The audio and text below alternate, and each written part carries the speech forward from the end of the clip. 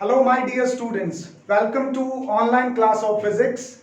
Today in this lecture we are going to continue with Faraday's experiment. Previous video में हमने देखा था कि फैराडे ने इलेक्ट्रोमैग्नेटिक इंडक्शन का कॉन्सेप्ट एक्सप्लेन करने के लिए कुछ एक्सपेरिमेंट्स किए थे, जिसमें फर्स्ट एक्सपेरिमेंट था कि कॉइल को स्टेशनरी रख के मैग्नेट के नॉर्थ पोल को उसके नजदीक या दूर लेके गए थे।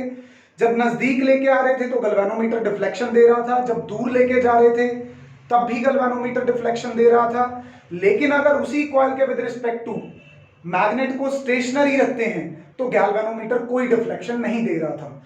तो यहां से एक बात बहुत क्लियर कर ली थी हमने कि इंड्यूस्ड करंट तभी पैदा होगा अगर वहां पे मैग्नेटिक फील्ड लाइंस जो है वो चेंज कर रही है। इसका मतलब इलेक्ट्रोमैग्नेटिक इंडक्शन के फिनोमेना के लिए मैग्नेटिक फील्ड का होना इंपॉर्टेंट नहीं है, मैग्नेटिक फील्ड का चेंज होना इंपॉर्टेंट है। The change of magnetic field will produce change in magnetic flux, और वही चेंज इन मैग्नेटिक फ्लक्स क्या पैदा करेगा? ईएमएफ पैदा करेगा। और दूसरे एक्सपेरिमेंट में वो जिसमें हमने कॉइल को ट्रॉली के ऊपर रख दिया था, वहां से क्या देखा था? वहां से देखा था कि ट्रॉली जितनी तेजी से मूव करेगी करंट का जो मैग्नीट्यूड है यानी कि गैल्वेनोमीटर का जो डिफ्लेक्शन है वो उतना ही लार्ज होगा। तो यहां से दूसरी बात क्या पता चली थी? The faster is the change in flux, चाहे वो इंक्रीज हो चाहे वो डिक्रीज हो, the more is the EMF and hence induced current. जितना तेजी से बदलाव होगा फ्लक्स में उतना ज्यादा ईएमएफ या करंट पैदा होगा। दो बातें ये पता चल चुकी थी। पहली बात तो फ्लक्स चेंज होना, दूसरी बात उसका तेजी से या स्लोली चेंज होना। आज एक बात जो हमारे दिमाग में है कि मैंने यहां पे एक कॉइल बना दी थी, इफ यू रिमेंबर,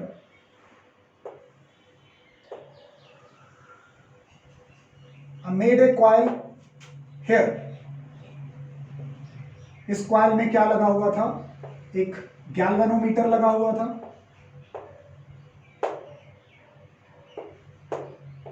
अब इस कॉइल के नजदीक हम कौन सा पोल लेके आए थे? नॉर्थ पोल लेके आए थे। इस कॉइल को आपको 3D में इमेजिन करना है। ये इस तरह से नहीं रखी हुई, ये इस तरह से रखी हुई है और मैग्नेट ऐसे सामने से आ रही है, ठीक है?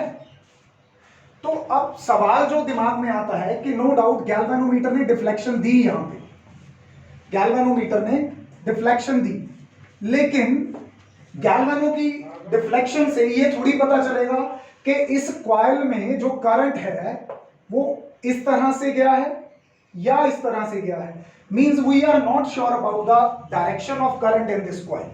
ये बात समझ रहे हैं आप मेरी? ऐसे रखी थी कॉइल, ये सामने एक बार मैग्नेट है, सपोज करो इस तरफ इसका नॉर्थ पोल है। तो जब ये नॉर्थ पोल कॉइल को अप्रोच कर रहा था तो इस कॉइल के साथ जुड़े गैल्वेनोमीटर ने हमें क्या दी? डिफ्लेक्शन। तो ये बात तो पक्की है कि कॉइल में करंट पैदा हो रहा है, इंड्यूस्ड करंट हो रहा है प्रोड्यूस, लेकिन किस तरफ हो रहा है? क्या ये करंट इस कॉइल में इस तरह से चल रहा है या इस तरह से चल रहा है? मतलब मैं इधर से देखूं, let's take the face which is facing the magnet. अगर मैं इधर देखूं तो करंट इस वे से चल रहा है या इस वे से चल रहा है? ये नहीं क्लियर हुआ था ना। तो अब डायरेक्शन ऑफ इंड्यूस्ड करंट समझने के लिए आज एक और बात समझते हैं। You know about the law of conservation of energy. क्या कहता है law of conservation of energy? Energy can neither be created nor be destroyed.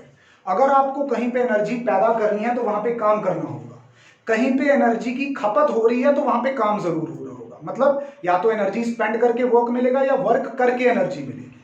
Do you agree on that? Yes, ये तो एक माना हुआ प्रिंसिपल है। अब मैं एक काम करता हूं, मैं सपोज कर लेता हूं, सपोज कर रहा हूं, मैं सपोज कर लेता हूं कि इसमें जो करंट है वो इस तरह से जा रहा है। किस तरह से जा रहा है? इस तरह से। अगर इसमें करंट इस तरह से जा रहा है तो according to Hans Christian Oersted experiment, ठीक है, and according to Biot Savart experiment, ये करंट कैरिंग कंडक्टर हो गया। If it is current carrying conductor it must be producing magnetic field. अगर इस कॉइल में इस तरह से, जैसे आप देख रहे हैं ब्लैक एरोज, इस तरह से करंट फ्लो हो रहा है नॉर्थ पोल को नजदीक लाने की वजह से, तो इसमें करंट पास कर रहा है। तो according to the concept of third unit इसमें क्या पैदा होना चाहिए? मैग्नेटिज्म। और इसमें अगर करंट क्लॉकवाइज चल रहा है तो ये जिस फेस को आप देख रहे हो इस रिंग के, इस तरफ कौन सी पोलैरिटी बन जानी चाहिए? गेस करो। साउथ पोलैरिटी बनेगी। अगर किसी कॉइल में क्लॉक रूल के अकॉर्डिंग करंट क्लॉकवाइज होता है तो कौन सी पोलैरिटी बनती है? साउथ पोलैरिटी बनती है। यानी कि अब मैं अगर इस कॉइल को 1 मिनट के लिए भूल जाऊं तो मेरे पास यहां पे एक मैग्नेट बन चुकी है ये कॉइल, जिसका इस तरफ कौन सा पोल है? साउथ पोल है। और इस तरफ कौन सा पोल होगा? ऑफ कोर्स इसके बैक साइड पे नॉर्थ पोल। मींस अगर इसमें करंट ऐसे क्लॉकवाइज है जिधर से मैग्नेट आ रही है तो ये साउथ पोलैरिटी दिखाएगा और इसकी बैक साइड क्या दिखाएगी? North polarity. So it will become a magnet.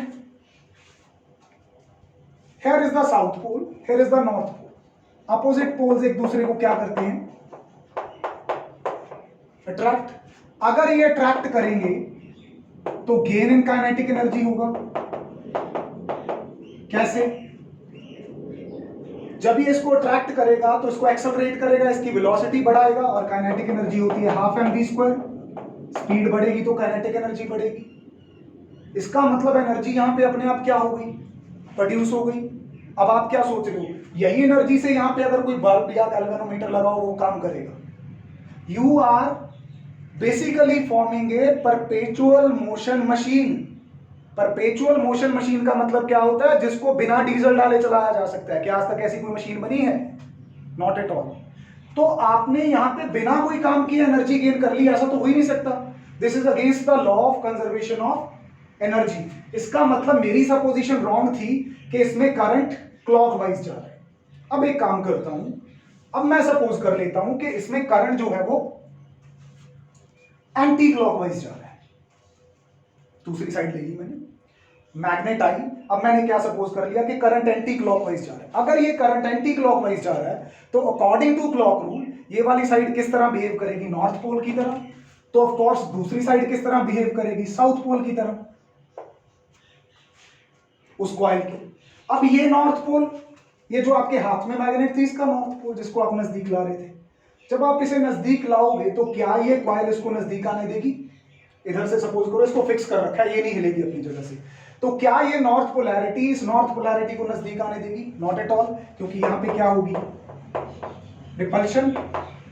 लेकिन आपकी जिद है, आपको लेके आना है इसको इधर, तो आपको इस रिपल्शन के अगेंस्ट जाना पड़ेगा। मतलब आपको क्या करना पड़ेगा?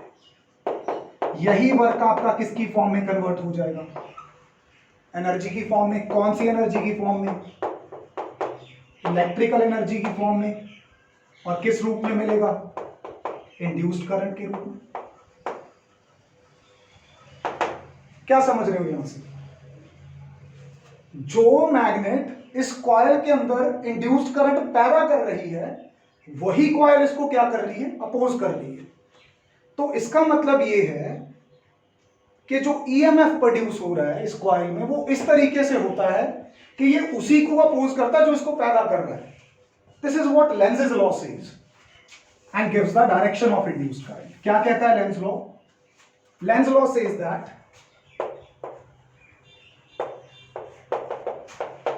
the EMF is produced in such a way that it opposes the cause which produces it. जिसने जन्म दिया उसी को अपोज करो। ये नेचर है उसी EMF की। अच्छा, जब आप दूर लेके जाने की कोशिश करोगे, जब इस नॉर्थ पोल को दूर लेके जाने की कोशिश करोगे तो ये झट से अपनी जो नेचर है वो बदल लेगा। ये कॉइल पता है क्या करेगी? जिस कॉइल में करंट एंटी क्लॉकवाइज जाके नॉर्थ पोलैरिटी बना रहा था, अब वो ये भी नहीं चाहती कि ये दूर चला जाए। मतलब आना है तो आने नहीं देना, जाना है तो जाने नहीं देना। तो अगर ये मैग्नेट दूर जाने की कोशिश करेगी, ये झट से अपनी नेचर बदल के क्या बन जाएगा? साउथ बन जाएगा। और साउथ कब बनता है? जब करंट क्लॉकवाइज हो जाए। इसका मतलब नॉर्थ पोल अप्रोच करेगा तो ये खुद भी नॉर्थ बन जाएगा ताकि रिपेल कर सके, आने नहीं देना। और अगर दूर जाने की कोशिश करेगा नॉर्थ पोल तो करंट क्लॉकवाइज करके खुद क्या बन जाएगा? साउथ, जाने भी नहीं देना। तो इसका मतलब हर एक चीज को अपोज करना है। यही करंट की नेचर है। करंट की डायरेक्शन हर बार क्या होती रहती है? रिवर्स। दैट इज वाई दोनों एक्सपेरिमेंट्स में फैराडे के, एक बार गैल्वेनोमीटर लेफ्ट की तरफ जा रहा था, एक बार किधर जा रहा था? राइट की तरफ। तो इस वजह से जब हम यहां पे लेंज़ेस लॉ को ध्यान में रख के लॉज ऑफ इलेक्ट्रोमैग्नेटिक इंडक्शन, ये पेपर में मत यूज करना शॉर्ट फॉर्म, इंट्रोड्यूस करते हैं, तो पहला लॉ क्या होता है कि जब भी flux linked with the coil change करते हैं तो वहां पे क्या पैदा होता है? एक इंड्यूस्ड ईएमएफ पैदा होता है। ये ईएमएफ उतनी देर तक ही बना रहता है जितनी देर तक चेंज होगा फ्लक्स में। अगर चेंज होना बंद हो गया तो ईएमएफ भी पैदा होना बंद हो जाएगा। पहला पॉइंट। दूसरा point, the magnitude of EMF is given by the rate of change of flux. ये दूसरे एक्सपेरिमेंट ने बताया था, ट्रॉली जितनी तेजी से मूव करेगी उतना ज्यादा ईएमएफ, क्योंकि उतना ही ज्यादा फ्लक्स चेंज होगा, उतना तेजी से फ्लक्स चेंज होगा। लेकिन अगर आप इसका मैग्नीट्यूड नहीं देखना चाहते, आप ई के डायरेक्शन को भी साथ में देखना चाहते हो, तो यहां पे एक माइनस साइन आ जाएगा। किसकी वजह से आया ये माइनस साइन? इस लेंज़ेस लॉ की वजह से। चेंज ऑफ फ्लक्स इस तरह से होगा कि पैदा हुआ ईएमएफ उस चेंज ऑफ फ्लक्स को अपोज करेगा। अगर नजदीक आके बढ़ने की कोशिश कर रही है तो बढ़ने नहीं देगा, अगर दूर जाके कम होने की कोशिश कर रही है तो कम नहीं होने देगा।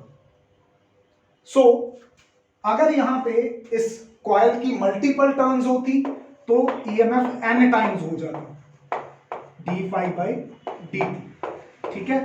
और अगर फ्लक्स का जो चेंज है वो φ2 मतलब φ1 से φ2 हो रहा है टाइम t1 से t2 के बीच में, तो यही फॉर्मूला क्या बन जाएगा? φ2 minus φ1 by t2 minus t1। Exam में इस फॉर्मूला के ऊपर बेस्ड बहुत न्यूमेरिकल आते हैं, बच्चे वहां पे देखते रहते हैं कि हमें कोई इक्वेशन मिले जिसको डिफरेंशिएट करे, पर उसने वैल्यूज तो दे रखी हैं, अरे इसको डेरिवेटिव लेके समझ लिया तो उसको दिमाग में थोड़ी बिठा लेना है। d∅ का मतलब दरअसल चेंज इन फ्लक्स है और dt का मतलब वो टाइम इंटरवल है। अगर वो कहीं पे पर्टिकुलरली बता देगा कि t1 टाइम पे इतनी फ्लक्स है, t2 टाइम पे इतनी फ्लक्स है, तो ये फॉर्मूला काम में लेना है, ठीक है। ईएमएफ आ गया। अगर कहीं पे करंट निकालना है तो करंट आपको पता है किसके बराबर होगा? EMF by resistance. रेजिस्टेंस किसका? उस कॉइल का। तो यहां से आप करंट निकाल सकते हैं, राइट। और यहां से एक बात भी पता चल गई, जो बोर्ड का एक और इंपॉर्टेंट क्वेश्चन है, अगर 10 ईयर उठा के देखो, कि जो फैराडे ये लेंज़ेस लॉ होता है, it is based on the law of conservation of energy. ये पूछा जाता है आपसे कि जो लेंज़ेस लॉ है ये law of conservation of energy की कॉन्सिक्वेंसी है, उसका नतीजा है कि लेंज़ेस लॉ काम में आ रहा है। तो आप उसके आंसर में यही लिखोगे कि अगर लेंज़ेस लॉ वैलिड ना होता, अगर लेंज़ेस लॉ वैलिड ना होता तो वहां पे गेन इन काइनेटिक एनर्जी हो जाता, यानी कि एक परपेचुअल मोशन मशीन बन जाती जिसमें अपने आप एनर्जी पैदा होती, और ऐसी कोई मशीन आज तक तो नहीं बनी है। तो इसका मतलब लेंज़ेस लॉ वैलिड है। जो ईएमएफ पैदा होता है वो हमेशा ऐसे पैदा होता है कि चेंज ऑफ फ्लक्स को क्या करे? अपोज करे।